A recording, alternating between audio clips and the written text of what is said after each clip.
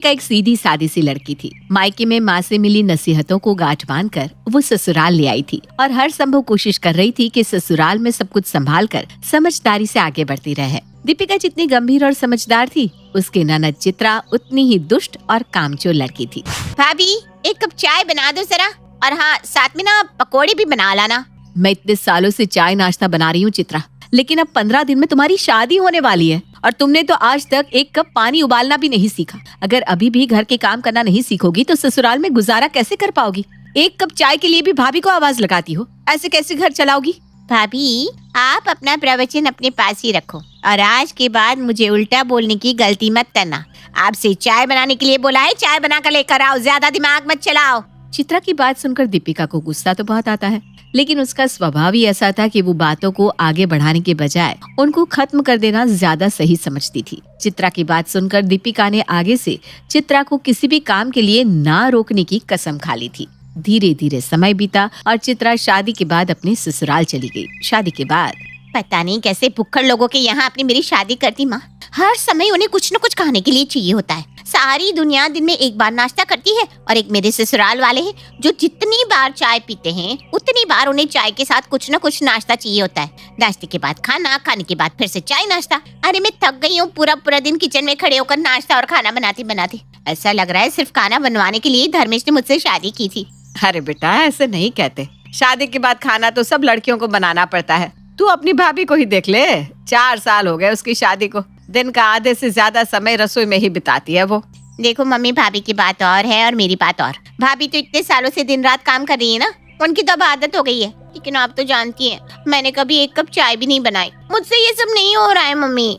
अरे बेटा, तो इसमें मैं क्या कर सकती हूँ बताओ? तेरी जिद थी कि तुझे शादी करके कहीं दूर नहीं जाना, इसलिए मैंने ऐसे घर में तेरा रिश्ता कराया जो हमारे घर से बस 5 मिनट की दूरी पर है। लेकिन बेटा, ऐसा तो कोई ससुराल नहीं हो सकता जहाँ पर लोग खाना ही ना खाते हो। खाना तो तुझे हर हाल में खिलाना ही होगा। मम्मी, जैसे इतने सालों से भाभी मेरे लिए खाना बना रही है, क्या आप भी नहीं बना सकती? मेरे ससुराल में बस 4 ही तो लोग हैं, क्या भाभी अपनी ननद के लिए इतना भी नहीं कर सकती? अरे लेकिन बेटा, अगर तेरी सास को पता चल गया तो क्या होगा? नहीं ना, उन्हें कुछ पता नहीं चलेगा, वो सब मेरा काम है। भाभी को तो वैसी भी आदत है ना पूरा पूरा दिन किचन में खड़े होकर खाना बनाने की। अगर 7-8 रोटी और बना देगी तो उन्हें कौन सा ज्यादा फर्क पड़ने वाला है।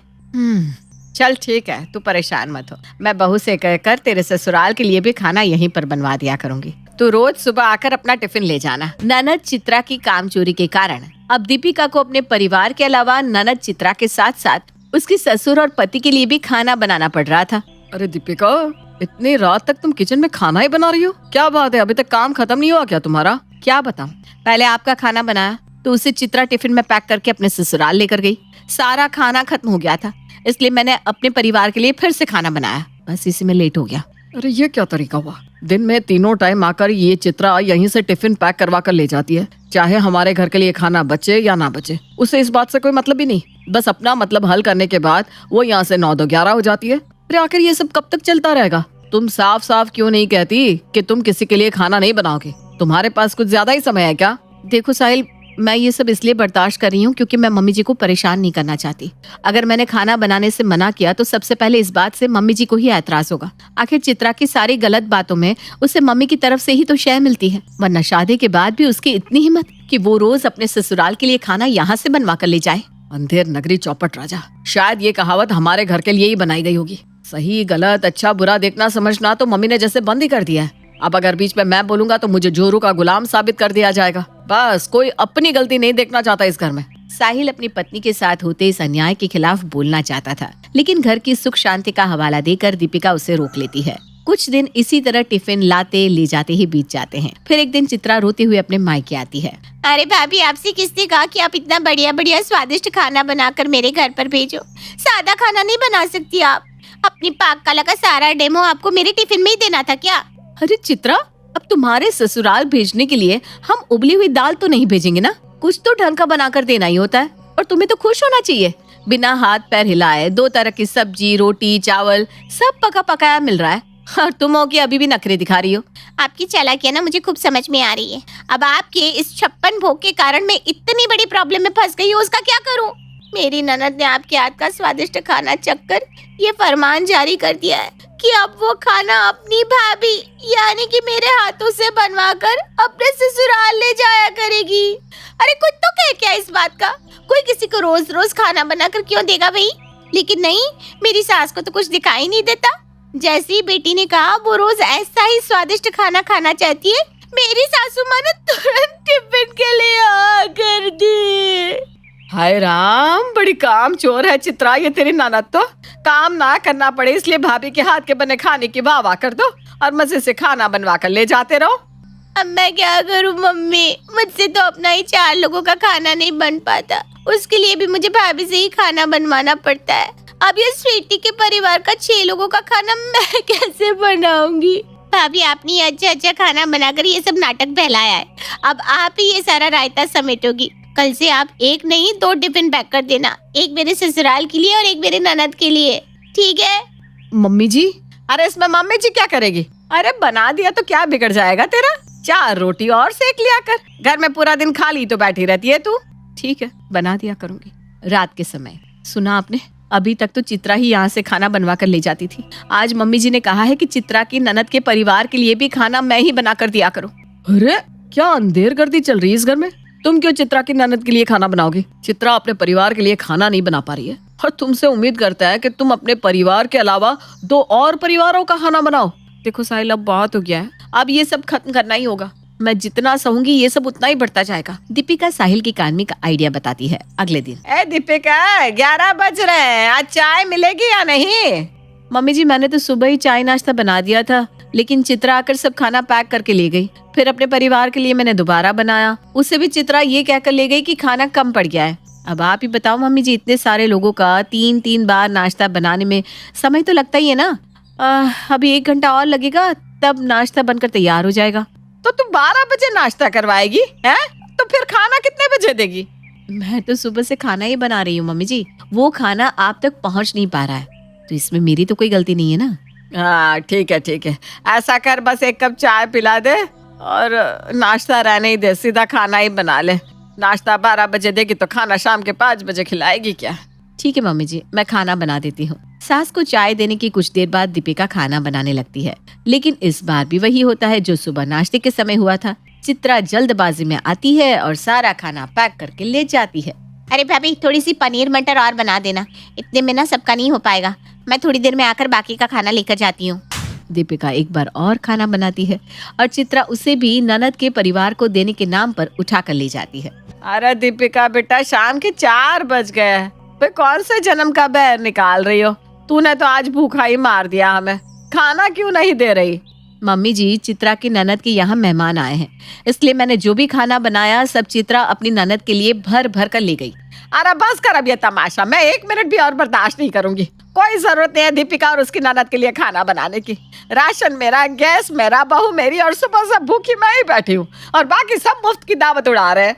मम्मी जी, आप ही ने तो कहा था कि 4 रोटी सेकने में टाइम ही कितना लगता है, इसीलिए तो मैं खुशी खुशी सुबह से चाय नाश्ता खाना सब बनाकर चित्रा को दे रही हूँ। देख बेटा, हमने बहुत कर दिया तेरे और तेरे ससुराल के लिए, अब तू अपनी जिम्मेदारियां संभाल। अब दीपिका कल से किसी के लिए खाना नहीं बनाएगी, इसलिए तू अपना देख लेना बेटा। हमने शादी कर दी, अब तू ही तेरी जिम्मेदारियां निभाना सीख ले, वही अच्छा है। मम्मी कैसी बात कर रही हो, मुझसे खाना नहीं बनता। अरे तो सीख ले, यही समय है, सीख ले और अपने ससुराल में राज कर। हाँ?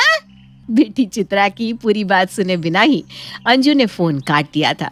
उस दिन के बाद दीपिका ने कभी ननद के लिए खाना नहीं बनाया और ननद भी माँ की शय हटते ही खुद को सुधारने की कोशिश करने लगी थी। माँ माँ माँ, एक खुशखबर लाया हूँ, ये लो मुंह मीठा करो माँ। अरे लल्ला, ऐसे भी क्या खुशखबर है? तेरी तनख्वाह तो कभी बढ़ेगी नहीं और ना ही तू मेरे लिए कोई सोना चांदी लाएगा, तो ऐसे कौन सी खुशखबर है? अरे माँ, मैं आपके लिए एक अमीर बहू ला रहा हूँ। हुआ यूं माँ कि मुझे चंचल से तो पहली नज़र में ही प्यार हो गया था जब वो मेरे गराज में अपनी गाड़ी रिपेयर कराने आई थी। फिर उनकी गाड़ी बिगड़ती गई और वो मेरे पास आती गई और यूं ही मुलाकातें होती गई और प्यार हो गया। अरे वाह वाह वाह, जिंदगी में आज तक का सबसे अच्छा काम किया तूने, वरना सब में 0 ही लाता था तू। तो हमारा गिरीश आज की कहानी का नायक, उसका एक छोटा सा गराज होता है और एक दिन उसकी गराज में चंचल अपनी कार रिपेयर कराने आती है और यूं ही हर 10 दिन के बाद गाड़ी का कुछ न कुछ इश्यू होता रहता और चंचल गिरीश के पास आती रहती। इसी बीच दोनों को एक दूसरे से प्यार हो जाता है। एक दिन गिरीश चंचल को अपनी माँ रेवती से मिलवाता है। नमस्ते आंटी जी, कैसी हैं आप? नमस्ते बेटा, मैं ठीक हूँ, तुम बताओ। मैं भी ठीक हूँ आंटी जी। गिरीश बताते रहते हैं आपके बारे में, आपके हाथ का बना खाना बहुत अमेजिंग होता है। मैं और गिरीश टिफ़िन एक साथ खा लेते हैं कभी कभार। अरे वाह, तो बिटिया तुम शादी के लिए राजी तो हो ना? मतलब तुम्हारे माँ बाप को लल्ला के गरीब होने से कोई ऐतराज़ तो नहीं है ना? नो आंटी जी, मैं मेरे पापा की परी और मम्मा की डॉल हूँ, इसलिए वो लोग मेरे पसंद को कभी नापसंद नहीं करेंगे। आई जस्ट लव गिरीश, बस यही काफ़ी है। रेवती को एक अमीर बहू मिलेगी यही सोचकर खुशी से वो पागल हो जाती है और चंचल को खूब मस्का लगाती है। ये लो बिटिया, ये स्पेशल नूडल्स बनाए तेरे लिए, और ये काली कॉफ़ी जो अमीर लोग पीते हैं ना और ये मक्खन और ये जैम लगाया हुआ ब्रेड। दबा के खाइयो बिटिया, कानो डर नहीं, अरे मज़े से खाओ। सर दबा दो तुम्हारा, फ़ोन यूज करने के बाद दर्द कर रहा होगा ना sir? No no aunty ji, thank you. आप भी खाइए ना मेरे साथ। काम गिरीश, हमारी फ़ोटो खींचो मेरे आईफोन में। ये लो फ़ोन, और सबसे महंगे वाले ऐप में महंगे वाला फ़िल्टर लगाकर खींचना, ओके? ओके मेरी जान। इस तरह चंचल के घर वाले भी मान जाते हैं और गिरीश और चंचल की शादी हो जाती है। गिरीश और रेवती दोनों भी बहुत खुश हो जाते हैं और अकेले में आपस में बातें करते हैं। लल्ला, तुझे बस एक ही बात पर ध्यान देना है, चंचल बहू को खुश रखने पर। उससे अगर नाराज़ किया तो मानो लक्ष्मी को नाराज़ किया। वो हमारे लिए बैंक के ATM समान है अभी। इतनी भी लालची ना बनो माँ। माना कि चंचल अमीर है, इसका मतलब ये नहीं कि हम उसके अमीर होने का फ़ायदा उठाएंगे। अरे आओ बुड़बक, जितना कह रहे हूँ उतना सुन लेना, ज़्यादा बकवास मत कर। प्यार के चक्कर में मजनू बनता रह गया तो करोड़पति कब बनेगा? ठीक है माँ, जैसा आप कहो। आखिर आप ही तो मेरी दुनिया हो, मेरा सब कुछ हो। अब आए दिन गिरीश और रेवती अमीर बहू चंचल से कुछ न कुछ महंगा मंगवाते रहते। नया घर, नया फ्रिज, नया फर्नीचर, ढेर सारा दहेज लेने के बावजूद भी उनकी डिमांड तो चलती रहती। अब चंचल समझ जाती है कि गिरीश और रेवती सिर्फ पैसों के भूखे हैं, इसलिए वो भी अपनी चाल चलना शुरू कर देती है। एक रोज़, चंचल, दरअसल हम तो हनीमून पर जाके आए पेरिस में। अब माँ के साथ भी जाते ना कहीं, तो आप स्विट्ज़रलैंड की टिकट बुक कर दो ना, बहुत मज़ा आएगा। आप, मैं और माँ, एक सुंदर सी फैमिली ट्रिप। हाँ चंचल बहू, मेरा बिना बचपन से सपना रहा है स्विट्ज़रलैंड जाने का, लेकिन वो थोड़ी ना मेरे पड़ोस में है इसलिए मैं कभी नहीं जा पाई वहाँ पर। अब तू ले जाएगी तो बड़ा उपकार होगा तेरा। ओके मम्मी जी, आप टेंशन ना लो, आपकी बहू है ना। एक्चुअली टिकट्स बुक होने में टाइम लगेगा, पापा के बैंक का कुछ इश्यू चल रहा है। तब तक ना आज से आपको घर का सारा काम करना होगा, क्योंकि मुझे डॉक्टर ने एक्सरे देखकर कहा है कि मुझे 2 घंटे से ज़्यादा खड़ा नहीं रहना चाहिए। हैं? ये क्या बात कर रही है तू बहू? मैं और वो भी घर का सारा काम? अरे कैसे कर पाऊंगी मैं? और हाँ गिरीश, तुम तो मेरी बहुत रिस्पेक्ट करते हो ना। चलो फटाफट तेल लाओ और मेरे घुटनों की और सर की मालिश कर दो। रेवती और गिरीश दोनों को भी चंचल की सेवा करनी पड़ती है। रेवती कभी बाथरूम में कपड़े धोते समय साबुन पर पैर रखकर फिसल जाती है, तो कभी किचन में काम करते करते खर्राटे मारते हुए सो जाती है। चंचल गिरीश और रेवती को पूरी तरह से अपना नौकर बना देती है। रात में जब दोनों भी सो रहे होते हैं तब, मम्मी जी, गिरीश उठो। क्या हुआ? क्या हुआ? वो मुझे ना आधी रात में आलू के पकोड़े खाने का मन किया है विथ फालूदा आइसक्रीम। तो माय डियर पतिदेव, जाकर कहीं से रसगुल्ले लाओ ना।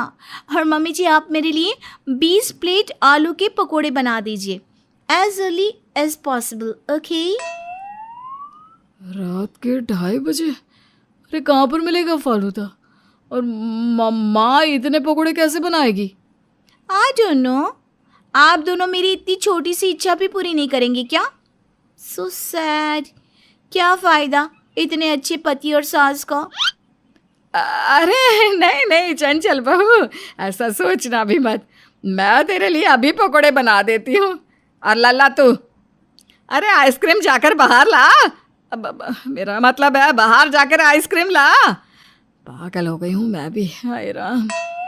रेवती रात की 2:30 बजे आधी नींद में 10 प्लेट भरकर आलू के पकोड़े बनाती है और दूसरी तरफ गिरीश गलियों में और नुक्कड़ में भटक भटक कर आइसक्रीम स्टॉल ढूंढता है और पूरे 1 घंटे बाद उसे एक मेडिकल शॉप खुला मिलता है जिसमें से वो आइसक्रीम खरीदता है। दोनों माँ बेटे चंचल के पैसों का पूरी तरह इस्तेमाल करते हैं और इसलिए चंचल उनसे बदला लेती है और उन्हें नौकर बना देती है और 24 घंटे उन पर हुक्म चलाती है। मम्मी जी वो एसी का रिमोट तो पास कीजिएगा, और हाँ मेरे कमरे में ना बहुत धूल जम गई है, वो भी ज़रा साफ़ कर दो, ओके? और ये सबका लल्ला आएगा तो उसे बोल देना कि मेरी कार साफ़ कर दे। और आज ना मेरी चप्पल पर गोबर लग गया था पता नहीं कैसे, तो उसे ज़रा धो देना। ठीक है बहू चंचल, अब मेरा मतलब है ठीक है चंचल बहू। रेवती सफाई करती है और गिरीश भी चंचल की कार साफ करता है और आस पड़ोस वाले उसे देखकर हंसते हैं। जब चंचल के पुराने कॉलेज फ्रेंड्स घर पर आते हैं तब रेवती और गिरीश को देखकर कहते हैं, ओह माय गॉड चंचल, ये दोनों तेरी सास और हस्बैंड है? आई मीन इतने लो और मिडिल क्लास। हाँ यार, इनके कपड़े देखो और तुम्हारे देखो। No guys, you're having a misconception. ये दोनों मेरे सास और हस्बैंड नहीं, ये दोनों तो मेरे घर की नौकर हैं। ऐ छोटू, चल शरबत लाओ सबके लिए। ओ मैडम, जाओ जाकर नाश्ता बनाओ, इधर खड़ी रहकर मोनालिसा की पेंटिंग बनी मत रहो। रेवती और गिरीश की तो बुरी तरह बेइज्जती हो जाती है। चंचल के फ्रेंड्स के जाने के बाद दोनों माँ बेटे चंचल की गुलामगिरी करके थक जाते हैं और काफ़ी परेशान हो जाते हैं। लल्ला, तूने अमीर बहू की जगह ये कैसी बहू ला दी? चंचल नहीं, ये तो 1 नंबर की सख्त कठोर और बुज़दिल बहू है। अरे ज़रा भी शर्म नहीं आती, बूढ़ी सास और गरीब पति को नौकर बना कर रखा है। वही तो माँ, लोग पति को अपना देवता मानते हैं, मेरी पत्नी ने तो मुझे अपना नौकर बना डाला। दोनों आपस में बात कर ही रहे होते हैं कि तभी वहाँ पर चंचल आ जाती है। क्यों? ये बात तब नहीं समझी जब आप दोनों ने मुझे मेरे फ़ायदे के लिए इस घर की बहू बनाया। मम्मी जी, अमीर बहू सुनकर तो मानो आप 7वें आसमान पर चली गई थी। हार्ड तुम गिरीश, अगर सच्चा प्यार करते ना तो पैसों के लिए अपनी माँ का साथ नहीं देते, उनके खिलाफ होते। मैं जानबूझकर ये सब कर रही थी ताकि आप दोनों की समझ में आ जाए कि आप दोनों कितने गलत हो, मेरी अमीरी का कितना फ़ायदा उठा रहे हो। गिरीश और रेवती को अपनी गलती का एहसास हो जाता है। सॉरी चंचल, मैं सच में तुमसे प्यार करता हूँ। हाँ बहू, माफ़ कर दो, तुम तो मेरी बिटिया जैसी हो। Shut up! ना रहा ये रिश्ता, ना रही मैं इस घर की बहू, जा रही हूँ मैं। अरे बहू रुको तो। चंचल रुक जाओ प्लीज़। चंचल घर छोड़कर चली जाती है। रेवती और गिरीश दोनों भी बुरी तरह पछताते रह जाते हैं। देखो ईशा, 2 महीने में हमारी शादी है, अब छोड़ो ना ये जॉब का चक्कर। वैसे भी मैं शादी के बाद तुम्हें जॉब करने की परमिशन नहीं दूंगा। कंपनी की तरफ से मुझे अच्छा पैकेज मिल रहा है। आखिर क्या ज़रूरत है तुम्हें ये छोटी सी सैलरी के लिए पूरा दिन दिमाग खपाने की? विकी, आपको बहुत अच्छी सैलरी मिलती है, इस बात की मुझे खुशी है, लेकिन प्लीज़ इस तरह मेरी जॉब को डिसरिस्पेक्ट तो मत करो। माना कि मुझे आपके जितनी लाखों में सैलरी नहीं मिलती, लेकिन मैं बहुत खुश हूँ अपनी जॉब के साथ, और सबसे बड़ी बात मुझे अच्छा लगता है इंडिपेंडेंट होना। अरे यार एक बात बताओ, बंदा कमाता क्यों है? फैमिली के लिए ना, और जो मैं कमा रहा हूँ हम दोनों के लिए ही तो है। देखो, मैंने हमेशा यही चाहा है कि जब मैं घर पहुँचूँ तो मेरी पत्नी घर पर रहकर मेरा इंतज़ार करे, मेरे लिए चाय बनाए, प्यार से मुझे डिनर बना कर खिलाए। अब तुम सोच लो, तुम्हारे लिए हमारा रिश्ता ज्यादा जरूरी है या तुम्हारा कमाना? विकी ये क्या हो गया है? अरे तुम तो पढ़े लिखे लड़के हो, फिर भी ऐसी बातें कर रहे हो।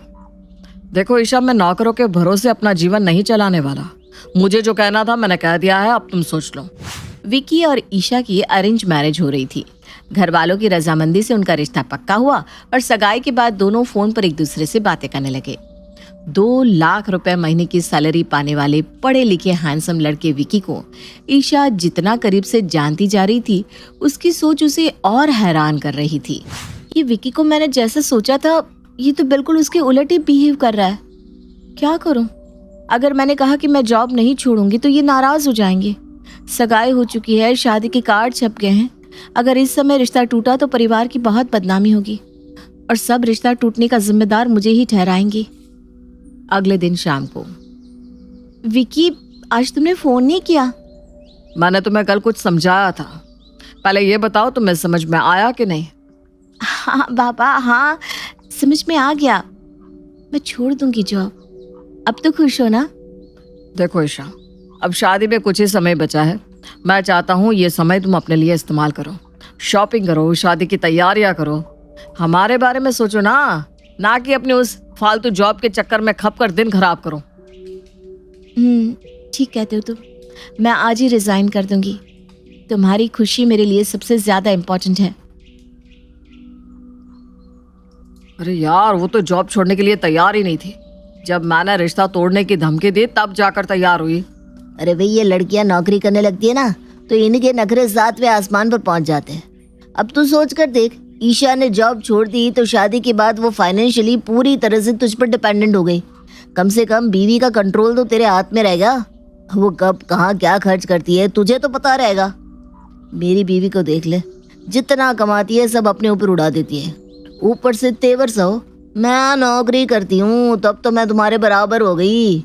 अरे घर के किसी भी काम में कोई इंटरेस्ट नहीं है उसे। भाई पता नहीं किसने ये औरत आदमी की बराबरी का नारा दिया है। औरत आदमी के बराबर हो जाएगी तो बच्चे क्या हम पालेंगे? अपने दोस्त की बातों में आकर विकी ने ईशा को नौकरी छोड़ने पर मजबूर कर दिया था। धीरे धीरे समय बीतता है। विकी और ईशा की शादी हो जाती है। शादी के कुछ दिन बाद, सुनिए ना, मुझे कुछ पैसों की जरूरत है। अच्छा, क्या बात है, बताओ। कितने पैसे चाहिए तुम्हें और क्यों? मुझे अपने लिए कुछ लेना था। अरे भाई, वही तो मैं पूछ रहा हूँ, क्या लेना है ठीक से बताओ। बताए बिना आप पैसे नहीं दे सकते क्या? देखो ईशा, पैसे कोई पेड़ पर नहीं लगते कि तुमने फरमाइश की और मैंने तोड़कर तुम्हारे सामने नोट बिछा दिए। अरे भाई, क्या चाहिए, क्यों चाहिए, वाकई लेने की जरूरत है या नहीं, ये सब देखने की जिम्मेदारी भी तो मेरी है ना। आप मुझे पैसों के लिए ताना मार रहे हैं? मैं क्या आपको फिजूल खर्च करने वाली लड़की दिखाई देती हूँ? अरे नहीं बाबा, सीधी सी बात है। देखो, सीधा जवाब दे दो, क्या लेना है? शादी के समय मैं बस हैवी साड़ी ही लेकर आई हूँ। अब मुझसे रोज रोज घर में साड़ी नहीं पहनी जाती। मुझे अपने लिए थोड़े सूट लेना है। सूट कंफर्टेबल रहते हैं, काम भी आसानी से हो जाता है। अरे भाई, तो ये ज्ञान की बातें तुम्हें पहले पता नहीं थी क्या? शादी में सूट लेकर क्यों नहीं आई?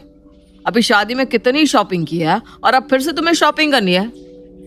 अरे तब लगता था कि साड़ी पहनने में बहुत मजा आएगा, नए नए स्टाइल की ब्लाउज कैरी करूंगी, लेकिन अब मेरी हिम्मत जवाब दे गई है। अच्छा ठीक है, मैं शाम को लेता आऊंगा। विकी, मेरे लिए सूट आप कैसे लेकर आओगे? मैं अपनी पसंद की ही कपड़े पहनना पसंद करती हूँ। आप मुझे पैसे दे दो, मैं ले आऊंगी। ईशा की बात का जवाब दिए बगैर विकी वहां से चला जाता है। शाम के समय विकी ईशा के लिए 2 सूट लेकर घर आता है। ये देखो मैं क्या ले आया तुम्हारे लिए सूट। अब तो खुश? विकी, ये तो बहुत ही डोमिनेटिंग बिहेवियर हुआ ना। तुमने मुझसे मेरी चॉइस तक पूछनी जरूरी नहीं समझी और खुद लाकर ये सूट यहाँ रख दिया। मैंने अपने लिए पहले ही ऑनलाइन सूट पसंद कर लिए थे, आपसे बस पैसे मांगे थे और मैं रेडीमेड सूट पहनती हूँ। ये कपड़ा लेकर सिलाने वाले सूट मुझे बिल्कुल पसंद नहीं है। अरे बेटा, जैसा उसे पसंद हो वैसा उसे ले लेने देना। तू क्यों बिना बात में अपने नाक बीच में घुसा रहा है? तू पैसे दे दे और अपनी जान छुड़ा। अरे मम्मा, आप इसकी साइड लेना बंद कर दो। पैसे थोड़ी समझदारी से खर्च करने पड़ते हैं। ईशा को विकी का बार बार पैसों के लिए उसे ताने देना बहुत तकलीफ दे रहा था। विकी, शादी से पहले तो आप कहते थे कि मेरे पास पैसे की कोई कमी नहीं, इसलिए तुम नौकरी छोड़ दो। और अब जब मैं नौकरी छोड़कर आपके ऊपर पूरी तरह से डिपेंड हो गई हूँ तो आप हर बात के लिए मुझे पैसों का ताना दे रहे हैं। अरे ऐसा क्या मांग लिया मैंने? अब मुझे जरूरत है तो क्या मैं अपने लिए 2 सूट भी नहीं खरीद सकती? और बात सिर्फ सूट की नहीं है, मेरी कोई अपनी जरूरतें भी तो हो सकती है। क्या मैं एक एक पैसा आपसे पूछ कर खर्च करूंगी? मैंने तुम्हें खरीदने से मना कब किया? तुमने सूट खरीदने की इच्छा जताई तो तुम्हें लाकर दिए ना मैंने। फिर इसमें इतना मुंह बनाने वाली कौन सी बात हो गई? विकी कुछ भी सुनना या समझना नहीं चाहता था। कुछ दिन बाद, मैडम पार्सल है आपका, कैश ऑन डिलीवरी, लाइए 365 रुपये दीजिए। लेकिन मैंने तो कोई सामान नहीं मंगवाया। मैडम विकी शर्मा के नाम से पार्सल है, वो यहीं रहता है ना। माँ जी, कोई पार्सल आया है, उसे 365 रुपये देने हैं। मेरे पास तो पैसे नहीं है, अब मैं क्या करूं? अरे तू परेशान मत हो बेटा, रुक जा, मेरे पास कुछ पैसे हैं, मैं तुझे देती हूँ। ईशा अपनी सास से लेकर पैसे पार्सल वाले को देती है और पार्सल लेकर घर के अंदर आ जाती है। आज मुझे इतनी शर्मिंदगी का एहसास हो रहा है ना माँ जी, क्या बताऊं आपको।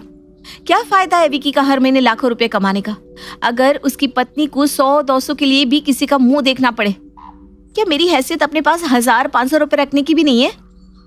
तेरी बात बिल्कुल सही है बेटा, और तेरा दर्द मैं बहुत अच्छी तरह समझती हूँ। ऐसा लग रहा है कि इतिहास खुद को दोहरा रहा है। विकी के पिताजी भी बिल्कुल ऐसे ही थे। मेरा पूरा जीवन बीत गया, लेकिन उन्होंने तनख्वाह तो क्या, कभी जेब खर्च के नाम पर चंद रुपए भी लाकर मेरे हाथ में नहीं रखे। अपनी छोटी सी छोटी ज़रूरत के लिए भी मैं हमेशा उनके आगे हाथ पसारती रही। कभी अपने मन का कुछ करने का मन होता तो याद आता मेरे पास तो फूटी कौड़ी भी नहीं है। और विकी के पापा से कहने का मतलब होता कि पहले 10 तरह के सवालों के जवाब दो, तब जाकर अपने लिए कुछ खरीदो। क्या चाहिए, क्यों चाहिए, ऐसा नहीं तो वैसा क्यों, इतने सवाल होते कि उनका जवाब देने के बजाय मुझे कुछ ना खरीदना ज़्यादा आसान लगता। धीरे धीरे विकी बड़ा होने लगा। जब मोहल्ले में कोई फल या खिलौने बेचने वाला आता तो विकी जिद करता कि मैं उसे भी लेकर दूं। उसके साथ के बच्चे दौड़ कर जाते और अपनी माँ से पैसे लेकर अपनी पसंद की चीज़ खरीद कर खाते, और मैं लाचार सी बस देखती रहती। एक दिन विकी ने मुझसे आकर कहा, माँ पैसा क्यों करती है? सबकी मम्मी पर्स टांग कर घूमती है और अपने बच्चों को जो चाहे दिला देती है, और एक आप हो कि हमेशा पापा से ही पैसे मांगती रहती हो। उस दिन पहली बार मैंने अपने 16 साल के बेटे को सच बताया। अब चिंता मत करो माँ, जब मैं कमाने लगूंगा तो आपको लाकर पैसे दिया करूंगा, फिर उन पैसों से आप जो चाहे खरीदना, कोई आपसे सवाल जवाब नहीं करेगा। उस दिन मुझे लगा कि मैंने अपने बेटे को अच्छे संस्कारों के साथ बड़ा किया है। विकी बड़ा होगा तो मुझे समझेगा। बड़े होने के बाद विकी ने अपने अच्छे बेटे होने का पूरा फर्ज निभाया, और उसकी नौकरी लगने के बाद वो हर महीने मुझे कुछ रुपए देने लगा। रुपए मुझे देने के बाद उसने कभी पलटकर पूछा भी नहीं कि मैं उन रुपयों का क्या करती हूँ। विकी के पापा अपनी अनंत यात्रा पर निकल गए, लेकिन कभी मुझे वो सम्मान ना दे सके जो मैंने उनसे चाहा था। लेकिन अपने विकी की सोच पर मुझे सदा गर्व होता कि कम से कम मेरा बेटा अपने पिता की तरह नहीं बनेगा। अगर वो अपनी माँ की तकलीफ समझ रहा है तो कल को पत्नी की भी समझेगा। लेकिन आज तेरी बात सुनकर मुझे अपने बीते हुए एक एक दिन याद आ गए। आज इसने साबित कर दिया कि ये अपने पिता की ही संतान है। माँ के लिए चाहे इसके भाव अलग हो, लेकिन पत्नी को सही मान सम्मान दे पाना इसके खून में ही नहीं है। तो क्या मुझे भी सारी जिंदगी पाई पाई के लिए इनके आगे ऐसे ही हाथ फैलाना होगा? आप एक बार उन्हें समझा कर देखिए ना माँ जी, हो सकता है उन्हें अपनी गलती का एहसास हो जाए। विकी की माँ मंजू अपने बेटे को समझाने की कोशिश करती है, लेकिन विकी के दिमाग पर तो उसके दोस्तों की बातों ने ऐसा असर किया हुआ था कि उसे माँ की कही कोई बात समझ में ही नहीं आ रही थी। ईशा बेटा, ऐसा लगता है कि विकी की अकल पर तो पत्थर पड़ गए हैं। कुछ समझ में नहीं आ रहा क्या करूं। तो ऐसा कर, अब से कुछ पैसे तू मुझसे ले लिया कर। तुझे रोज रोज विकी के आगे हाथ फैलाने की जरूरत नहीं पड़ेगी। लेकिन मम्मी जी, आप पैसे कहाँ से लाएंगी? बेटा तुझे बताया ना मैंने, विकी हर महीने मुझे कुछ पैसे देता है। बुढ़ापे में मुझे तो पैसों की कोई खास जरूरत रहती नहीं, इसलिए अब से वो पैसे मैं तुझे दे दिया करूंगी। मुझसे ज्यादा तुझे उन पैसों की जरूरत है। ईशा बार बार मना करती है, लेकिन फिर भी उसकी सास जबरदस्ती हर महीने कुछ पैसे उसे देने लगती है। हर महीने जेब खर्च मिलने पर ईशा को भी अब थोड़ा खुलापन महसूस होने लगा था। एक दिन मंजू अपनी बहू ईशा को जेब खर्च के पैसे दे रही थी कि तभी विकी उसे देख लेता है। मम्मी, ये क्या कर रही हैं आप? ईशा को पैसे क्यों दे रही है?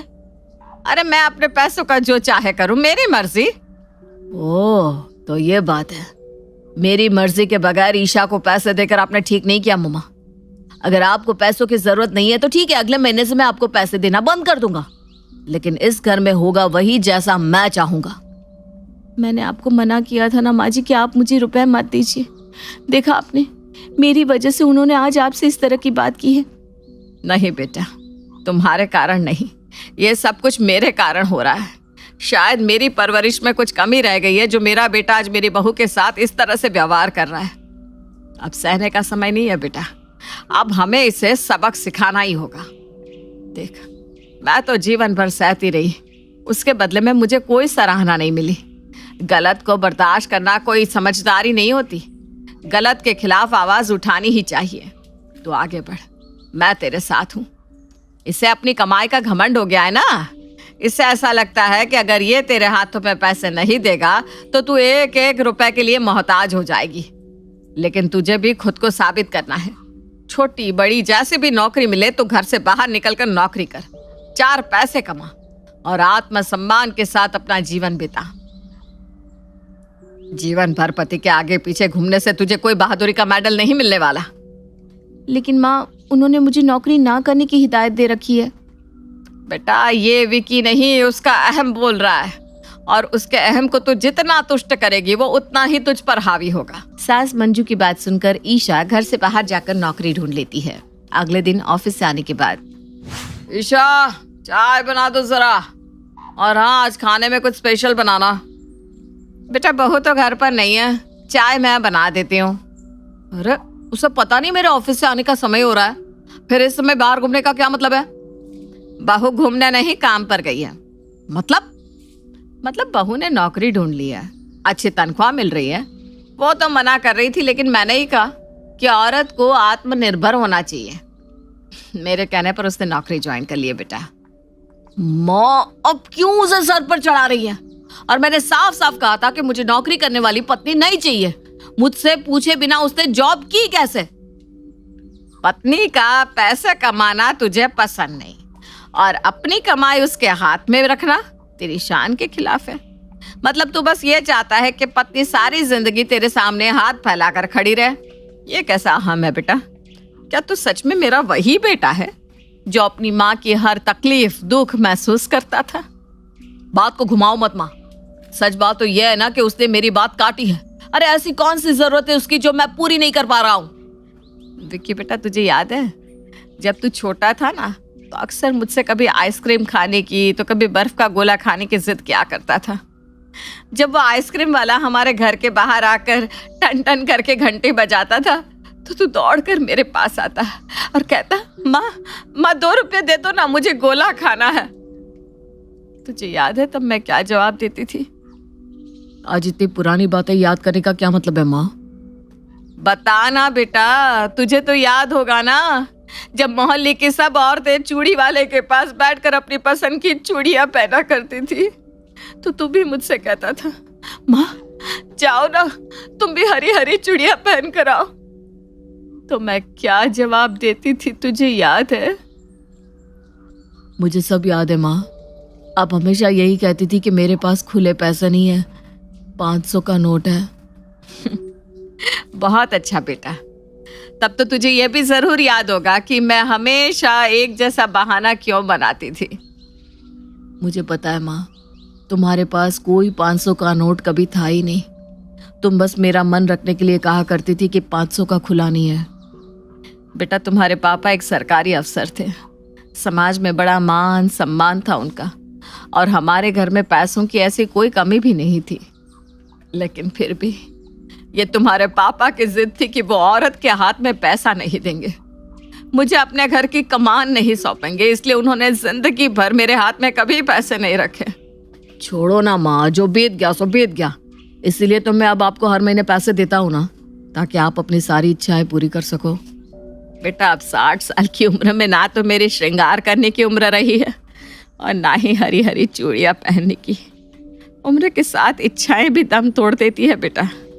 समय बीत जाने के बाद उन चीज़ों का कोई अर्थ नहीं रह जाता। आज तू मेरे सामने दौलत का ढेर भी लगा दे तो मेरी जवानी तो वापस नहीं ला सकता ना ही आज तू सड़क के किनारे रुककर बर्फ का गोला खा सकेगा। भूख लगने पर ही भोजन किया जाता है।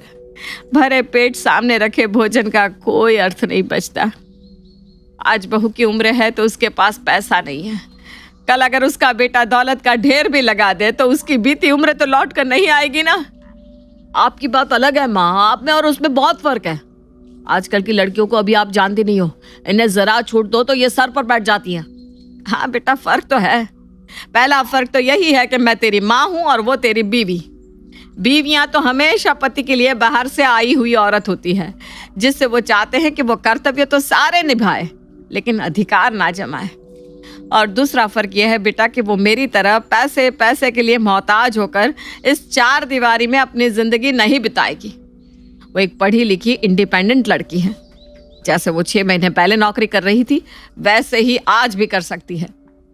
तेरे लिए उसने अपनी जॉब छोड़ी और हाउसवाइफ बनने को तैयार हो गई। और तूने क्या किया उसके लिए?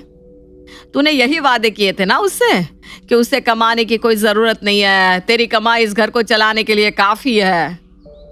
लेकिन बेटा, क्या फायदा ऐसी कमाई का कि तू अपनी पत्नी के हाथ में कुछ रुपए रखकर ये भी ना कह सके ये तुम्हारा जेब खर्च है, अपने पास रखो, जहां मन करे वहां खर्च करो। मुझे अपनी गलती का एहसास हो गया है माँ। अब मैं आपको फिर से आपका विक्की बनकर दिखाऊंगा और आपकी बहू को भी उसके सारे अधिकार दूंगा। विक्की को अपनी गलती का एहसास हो गया था। उस दिन के बाद विक्की ने कभी भी अपनी पत्नी को नौकरी करने के लिए रोका नहीं और पाई पाई का हिसाब रखना भी बंद कर दिया।